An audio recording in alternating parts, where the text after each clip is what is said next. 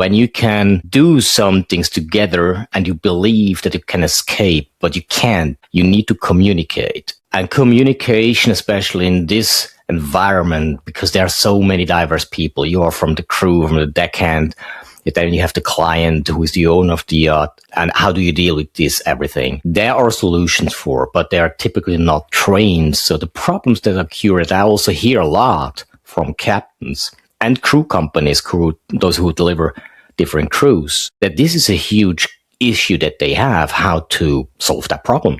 That if a problem comes up on a boat, how do you solve it? Unless you get in fight, and this is not good for the boat, not good for the people, and also not good for the client. So this is a big point, and I think there is still a lot of air upstairs to go for, to learn, to train, to adjust yourself. Because at the end of the day, it's about you. Yeah, it really is. I mean, welcome to the Yacht Captain Investor Podcast. I'm your host, Scott Kidd, where every week we dive deep into conversations with real estate pros, business owners, and maritime professionals about their mindset and journey to success. Please help support us on our journey and our channel by liking, subscribing, and commenting below so we can help you in your journey to success.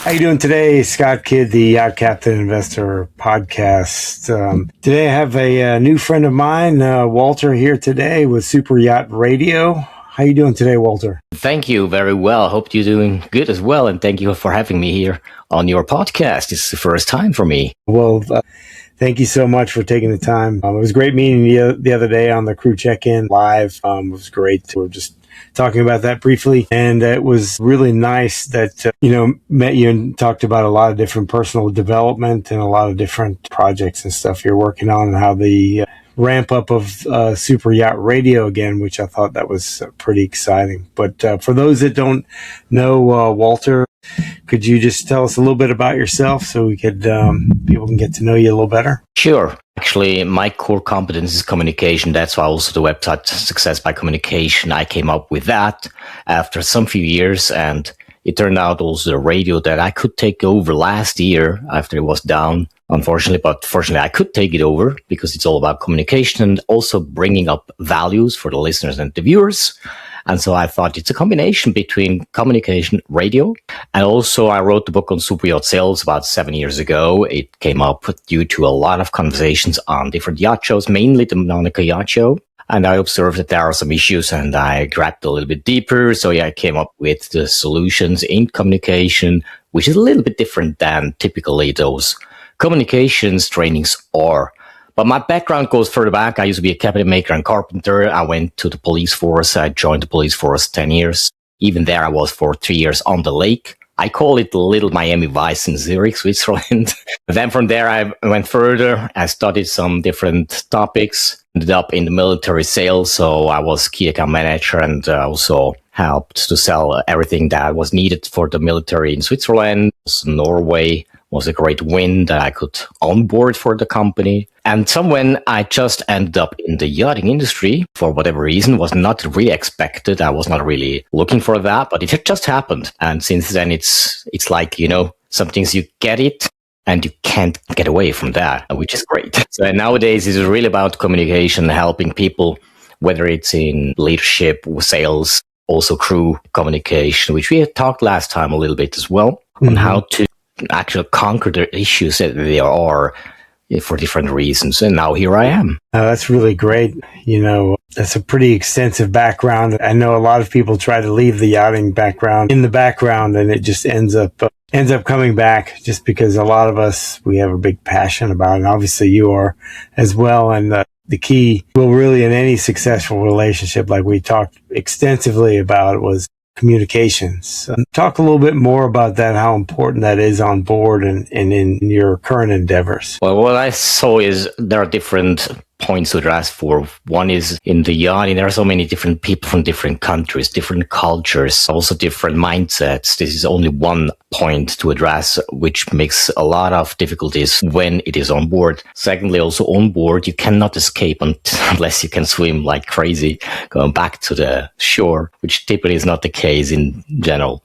But there it is with the size of the boat as well. When you can do some things together and you believe that you can escape, escape, but you can't. You need to communicate. And communication, especially in this environment, because there are so many diverse people. You are from the crew, from the deckhand, then you have the client who is the owner of the yacht. And how do you deal with this, everything? There are solutions for, but they are typically not trained. So the problems that occur, I also hear a lot from captains and crew companies, those who deliver different crews, that this is a huge issue that they have, how to solve that problem. That if a problem comes up on a boat, how do you solve it? Unless you get in fight, and this is not good for the boat, not good for the people, and also not good for the client. So this is a big point, and I think there is still a lot of air upstairs to go for, to learn, to train, to adjust yourself. Because at the end of the day, it's about you. Yeah, it really is. I mean, I know in my own experience on board, communication is key, especially conflict resolution. That can be a very big deal. What might be a small thing to someone could be huge just to another person, and it all really depends on what comes through. And like you said, there's so many different diverse backgrounds. Culturally, saying one thing might mean something different to someone else. And being clear and effective as a leader, that is really paramount, because the message may not get across, and then the task may not be done in a certain manner that you need it.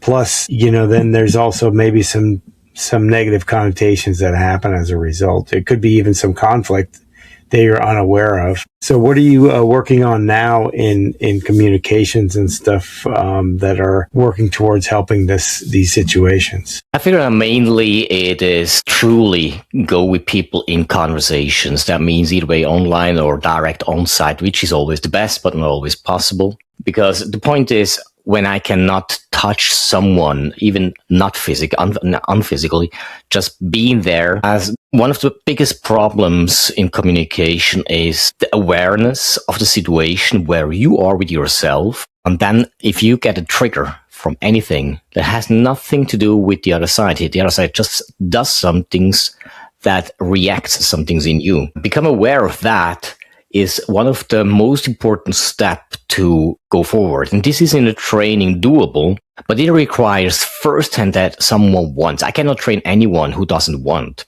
And that's why when I have a conversation, one of the questions is, how hard can I go with you? Mm-hmm. And if they say, well, not too hard, I know, okay, it's someone who is triggered very quick. So there is a sensitivity, and I need to adjust my own program or myself to that person, and it will go most probably a little bit slower than with someone who says, well, go all in, I don't care. I take the hit. Because giving a hit is one thing, but to realize what's going on the other side and then react again on this reaction that I get correctly in a way, properly, and to bring someone back to earth is very important as a trainer. If I'm not capable to do that, it is just a risk that I'll lose someone, or it escalates. And this is a crucial part.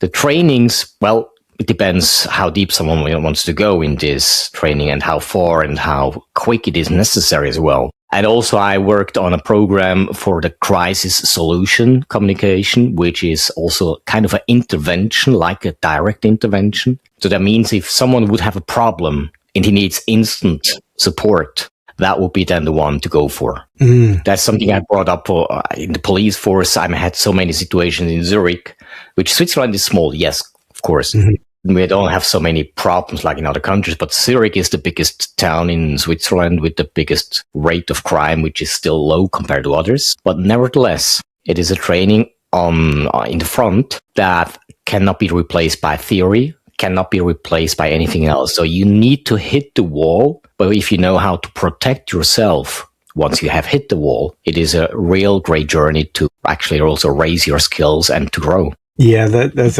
some really great points, because a lot of, as captains, police officers, we're not trained in crisis intervention, or we're not trained in conflict resolution. We're trained to do a certain type of job. We're not taught these interpersonal skills, which are very valuable in all parts of life. I would say that, these type of trainings need to be more and more, and just in any type of career, because a lot of times people don't really know that they're maybe offending someone or they're actually triggering someone, and it's those verbal cues that are hard to pick up. What I've noticed just being on board, like if someone's especially outgoing and stuff, when they start not talking, there's probably something going on, because if they're usually outgoing and they're all of a sudden very quiet, probably something happens, or maybe you need to pull them aside. And that's just something I've learned over the years, but it's something, if you're aware of it and you learned about it, you might be able to step in a little earlier and say, hey, maybe this person needs some time off, or maybe I need to speak to this person directly and see if they're doing okay. It's something that we can all do better at, and communication is the key to really all of these resolves. I went to an event where they had someone gave me this, it's an AI version. It's called the non-conflict resolution. And you can put in any type of conflict, and it'll give you recommendations. And it's used by a lot of NGOs and other government organizations that they use it for on high level diplomatic relations and stuff. And I've actually used it on the boat, and I've used it like at home, like just playing around with it, like, hey, I had a problem with somebody at work today, or what have you, and just kind of played around with it. It was pretty interesting. Are you seeing more solutions like this that are a little more interactive with on the tech side? Absolutely. I mean, the tech side is a very great success in terms of support. What I see also with AI, what I'm just concerned a little bit is people too much rely solely on AI, and they just take copy paste. But what the AI never, that's my guess, never can do is to cover the third level of communication. There are two levels, which is the verbal and the non-verbal. And that's what most people know. When I ask, okay, what is the third level? They say, well, a third level? What is a third? I don't know. I never heard of this. Mm-hmm. Everybody uses it. Most of them who use it is unconsciously and without any awareness, because we are not used to that. This is very simple. It is I call either way the spiritual communication, or people can name it energy communication. That's a state of mind that is internally in me, that I need to communicate that verbally or with my hands or body whatsoever. I can just stand still, sit still, doing just nothing, not even move anything other than breathing, of course. But it does has an impact. It depends how I set myself internally and use that power as well consciously in a situation. I tried it out once in a restaurant, actually in a coffee. I wrote the article today in the LinkedIn and Facebook as well, that I wanted to figure out what happens when I just sit there, look to nobody, don't move, don't talk, just have my mind somewhere in place, trying to do even stopping thinking, which is pretty hard. Yeah. But I was in a good mood, and suddenly someone came and just started talking with me. Mm-hmm. Then afterwards, I made my analysis. What was it? And I asked this guy as well, why did you just start talking with me? I have not watched you. I have not talked to you. I have not moved. And he just said, well, it just felt like I can. There is no risk. There is no rejection. But he did it unconsciously, just because I was asking him, he came back with the answer and started to think, what was it actually? And that works pretty good, but you need to become aware of that. Yeah. This is something that in trainings, I don't see that anywhere in trainings in this content. No, I don't hear of it. I was first, I heard about it a lot, like your energy field and stuff for many years, but I never placed much value in it. And then I started doing some meditation and breath work like 7 years ago. And then I read about a guy, Dr. Joe Dispenza, and he started talking about the energy field and love, like the attraction just by being a certain way. You're going to attract certain things into your life, not necessarily because you do these affirmations or anything, but just because you are in that state, it will attract, because your energy is a certain amount. And it's taken me a while. It took me a while to kind of understand that, just because if you're in a certain mood, you actually attract a lot more people in good moods or what have you. And if you are,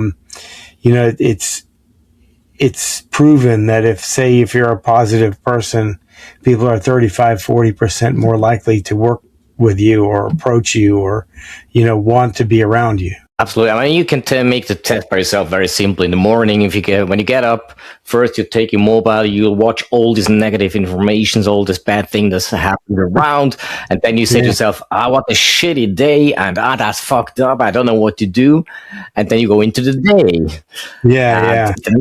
And the next day, you do exactly the opposite. Yeah. And you observe yourself and see what happens. It's incredible. Yeah. The problem the problem that I see is to be aware about that and do it on purpose every single day. Yeah. That's the hard part. Yeah. And it's, with social media, it's so prevalent. People are scrolling on their phones all day, every day. And I've done that experiment with myself before. If I just scroll and go and look at things that are very positive, you'd be surprised how quickly your mindset changes and everything else just by doing that. And like my wife and we stopped watching the news decades ago, just when we had kids. We were like, well, we got rid of the TV and we started doing Netflix so we could it would be a special thing. We'd watch a movie or a kids thing or something, rather than, which was good about the live streaming because then you're a little more in control, because if you just leave them in front of the TV watching these, commercials and all these things all the time, it's probably not great. I mean, I had a friend, she made a joke to me when she's like, well, you got rid of the cable and the TV. Well, how do you and your wife and your kids know what to buy?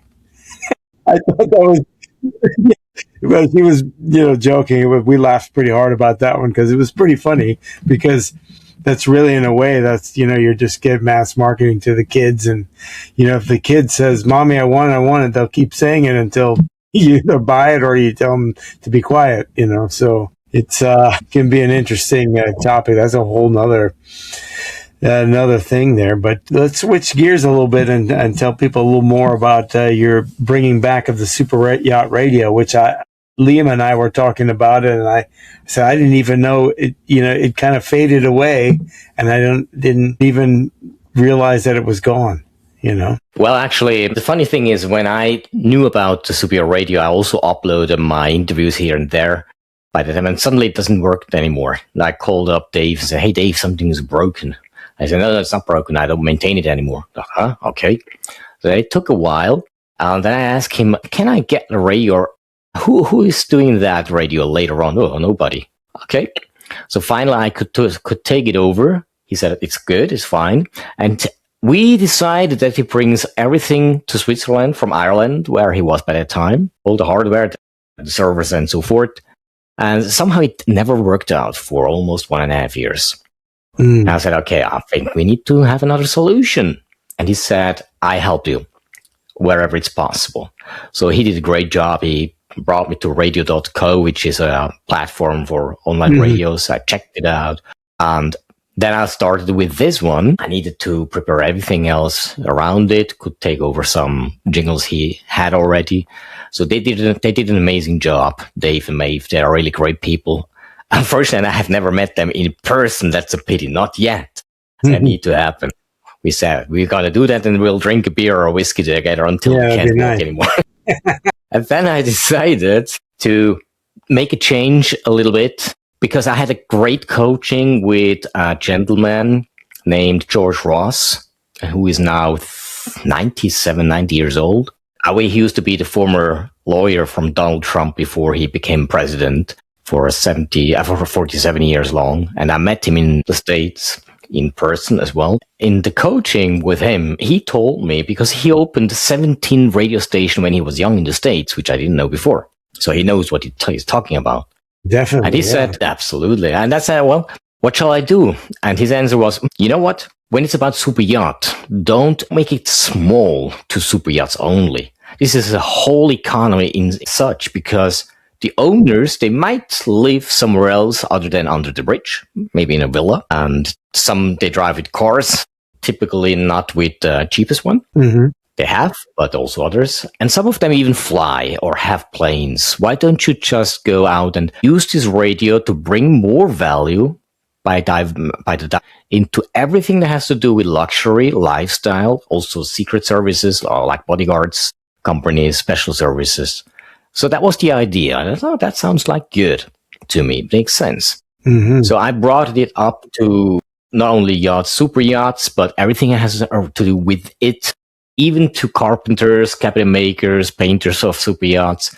So everything has now space on the radio. But I splitted those two channels off, which is the radio is mainly music, some shows here and there, interviews, and some small commercials right now.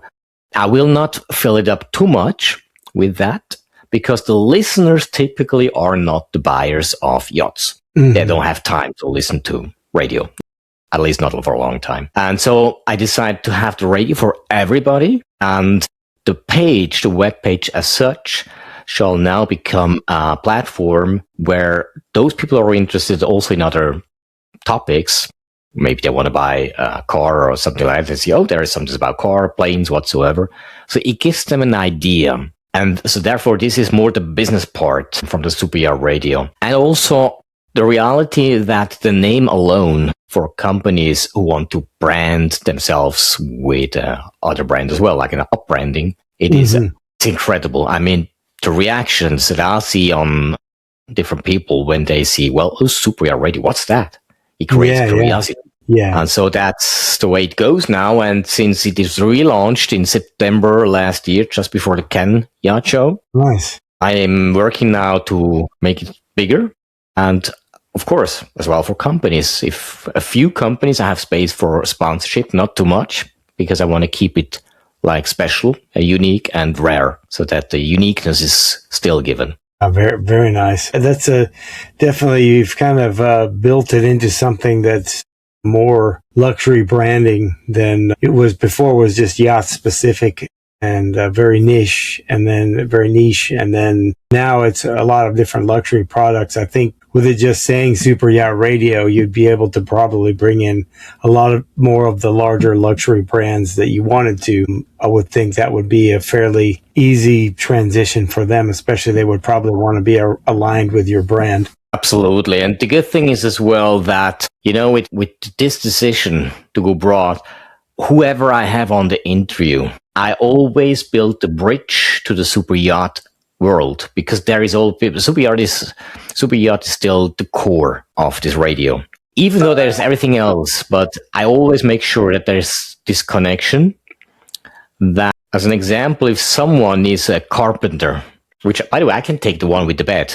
I had an interview with a bed producer, and make mattresses and everything, and it turned out is one of the pretty highest level of pricing, at least what they do and where they came from.